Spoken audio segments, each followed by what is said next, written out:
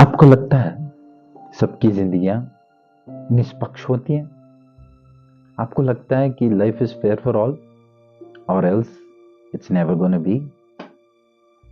कभी कभी मेरे को यह ऐसे वाले सवाल मेरे को आती हैं, क्योंकि कहीं कहीं जिंदगियां हम जब देखते हैं ना, बहुत दुखदायक है, पर फिर भी लोग हंसते रहते हैं।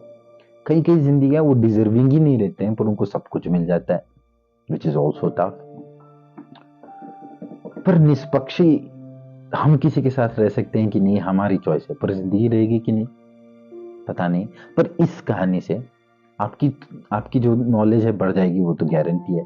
पर आपको थोड़ी पता भी चलेगा कि भाई इस आदमी की जिंदगी में ऐसे कैसे हो गया, इतनी कठोर विधि इसकी जिंदगी में कैसे होगी। तो आज वो आपको कहानी बताऊंगा, तो एंड तक देख लीजिए, बहुत इंटरेस्टिंग रहेगा। तो ठीक है, सीधा let's get into the story. तो ये एक अक्यूज्ड आदमी था, मतलब अक्यूज्ड के मतलब इनके ऊपर केस लगे थे, आरोप लगे थे। ये घटना हुई थी 2002 में। आज जो हम बात करने वाले हैं उस आदमी का नाम है विष्णु तिवारी। ये एक 23 ईयर ओल्ड यंग मैन था। ये अपनी जिंदगी आराम से बिता रहे थे, क्योंकि 23 ईयर्स में कौन इतना सीरियस रहता है, अपनी जिंदगी खुश में बिताते रहते हैं। तो ये खुश था, केयरफ्री था, और ये ललितपुर उत्तर प्रदेश में रहता था। तो एक दिन क्या हुआ कि ठीक है, इसने एकदम आराम से अपनी जिंदगी जी रहा था, और एक दिन इसने उठा और ये अपने गाय लेके गाय चराना काम के लिए निकल गया, कैटल ग्रेजिंग के लिए निकल गया, गाय चराना के लिए। तब क्या हुआ, एक औरत के साथ इसकी थोड़ी छोटी सी विवाद हो गया। मतलब ये तो कॉमन है, थोड़ी कभी कभी ना खड़ूस आदमी मिल जाते हैं, थोड़ी ऊंच नीच हो जाती है बातों में, पर हमारे लिमिट में तो हमको रहना चाहिए। ऐसे कैसे कि वो गालियां दे तो ठीक है, हम गालियां नहीं देंगे, पर अगर वो बहुत उनके लिमिट से क्रॉस हो जा रहे हैं तो पुलिस को जाके कंप्लेंट करना है हमको। पर थोड़ी ऊंच नीच ना व्यवहार ऐसे थोड़ी गांव में होता ही है। ऐसे थोड़ी लोग मिल जाते हैं, सिटी में भी मिल जाते हैं, पर गांव में मैंने बहुत ज्यादा देख लिया, तो इसलिए बोल रहा हूं मैं। तो ऐसे एक स्मॉल डिस्प्यूट होगी, वो घटना होगी, एक थोड़ी छोटी सी विवाद हो गया, वो घटना हो गया, ये भूल गया था। पर एकदम थोड़ी दिनों के बाद इसके ऊपर आरोप लगे कि ये जो औरत थी, इसने आरोप लगाया कि देखो, ये जो आदमी था, ये जो विष्णु तिवारी था, मेरे को सेक्सुअली असॉल्ट किया, और मेरे को बहुत इसने टॉर्चर की बातों से, तो इसको थोड़ा सजा दिलाना चाहिए। तो ये थोड़ी इनकी बैकग्राउंड थोड़ी पॉलिटिकल आउटफिट से थी, ये थोड़ी राजनीति लोग को जानती थी। तो तब क्या हुआ, एकदम आप मानोगे कि नहीं, ये विष्णु तिवारी जो था, इसको लोगों मतलब क्योंकि राजनीति बैकग्राउंड से थी, इनको अरेस्ट कर लिया गया। और इस औरत ने एक और इसके ऊपर इनके ऊपर आरोप लगाया कि ये SC ST की डिस्क्रिमिनेशन, जो दलित लोग के ऊपर डिस्क्रिमिनेशन होती है, जो बहुत बुरी चीज है, ये भी इसने मेरे ऊपर किया। तो इसलिए ये जो आरोप जो थे बहुत स्ट्रांग थे, वो भी एक औरत कर रही थी, तो और स्ट्रांग बन जा रही थी। तो इसको जेल में डाल दिया गया। तो ये थोड़ा अनपढ़ था, सिंपल गांव के आदमी था, ये एक अपनी खुद से एक लॉयर अफोर्ड नहीं कर सकता था। तो थोड़ी टॉर्चर में आके पुलिस लोग इसको बहुत टॉर्चर किया, तो इसने एक ऑफिशियल स्टेटमेंट लिख दिया और एक्सेप्ट भी कर लिया कि हाँ, मैंने ये सब गंदे हरकतों को की।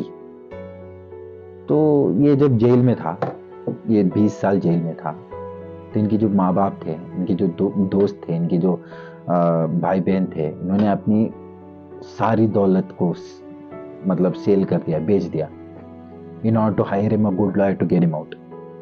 इनसे नहीं हुआ, इन्होंने जो इनके पास दौलत है सब कुछ सेल किया, फिर भी इनसे नहीं हुआ। उसके बाद ये मर भी गया, विच इज सो सैड। इनकी जो फैमिली मेंबर्स थे बहुत लोग मर भी गए। तो इन्होंने लोन भी लिया, कर्जा भी लिया, बहुत इन्होंने किया है कि जो कुछ भी इनसे होता है वो सब किया, पर इनको ये एक अच्छे लॉयर लेके आके इनको छुड़वाने के लिए ट्राई किए, पर इनसे नहीं हुआ। They could not afford a good lawyer, क्योंकि इनको मर्यादा भी होती है गांव में, एक सेल्फ स्टीम भी हो जाता है कि मेरे बच्चे ने ऐसे नहीं किया, हम मानेंगे नहीं, हम फाइट करेंगे न्याय देने के लिए।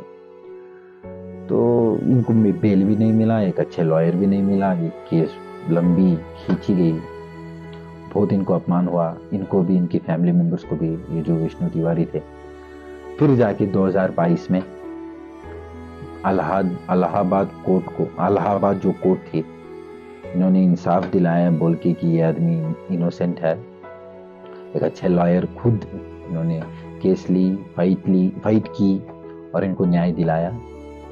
और ये 20 साल की जेल में अपनी टाइम बिताने के बाद बाहर आके इनको न्याय मिला। और आज ये बहुत कठिन सिचुएशन में है, क्योंकि इनके माँ बाप नहीं थे ये जब बाहर आए, इनका दौलत भी नहीं था, इनके भाई बहन भी नहीं थे, इनके पास मर्यादा भी नहीं था, और इनका जो इनकम की जो असेट्स थे वो सब कुछ चला गया। इनको इनकम भी नहीं था, क्योंकि 20 साल जेल में गुजारे, कुछ नहीं किए और बाहर आ गए।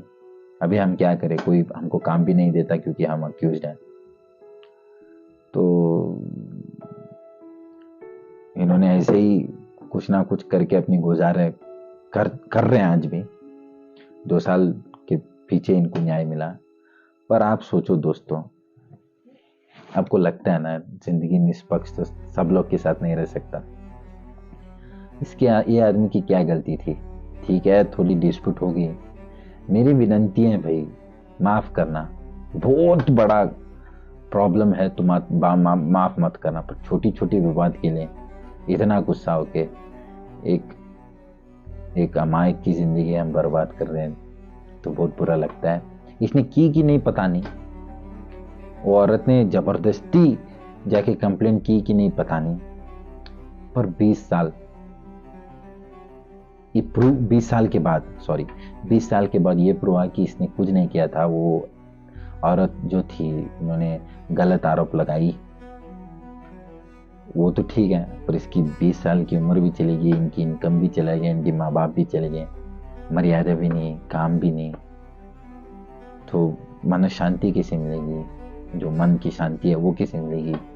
एक अच्छी रेप्यूटेड जिंदगी कैसे जिएंगे? क्योंकि सब कुछ इनका चला गया।